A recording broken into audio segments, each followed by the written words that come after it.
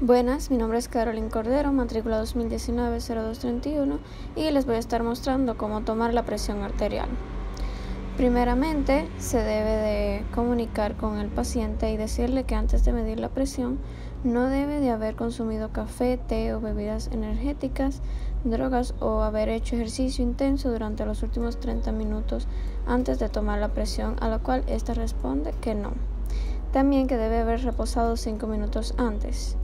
Ahora, entonces, se procede a posicionar correctamente al paciente con la columna recta pegada al asiento, pies paralelos, rectos y sin cruzar. Entonces, lo que hacemos es posicionar el brazo posado en una superficie a la altura del corazón con el codo flexionado y en posición de cúbito prono. También se procede a tomar la presión de obliteración, tomando en cuenta que el esfigmomanómetro se debe poner entonces a 2 dedos, como se puede ver aquí, a 2 dedos por encima del pliegue del codo, y se debe apretar de forma confortable que pasen 2 dedos por el medio, y se procede a llenar rápidamente el manguito mientras se toma el pulso radial hasta que éste se detenga, y se procede a llenar por 20 milímetros de mercurio más para luego desinflar lentamente a 2 milímetros de mercurio hasta que se sienta nuevamente el pulso, en el cual se obtuvo una presión de obliteración de 130, como se puede ver aquí, que fue donde se dejó de escuchar el pulso. Ahora procedemos a tomar lo que es la presión en reposo, pero en esta ocasión se utiliza el estetoscopio de forma suave y completa para escuchar el pulso braquial, y se comienza a insuflar hasta el máximo para luego ir desinflando lentamente a 2 milímetros de mercurio por segundo para poder así ir escuchando los sonidos de Kornikov. Entonces, cuando reaparece el pulso sería la sístole, mientras que cuando se deja de escuchar el sonido es la diástole. De este modo se pudo obtener una presión sistólica de 120 y una presión diastólica de 70 milímetros de mercurio. Ahora procedimos a realizar una actividad física de un trote suave por 5 minutos para luego poder realizar otra vez lo que es medir la presión. Ahora procedimos a volver a tomar la presión luego de recién terminado el ejercicio, y esto tomando en cuenta los mismos pasos en la medición de la presión en reposo,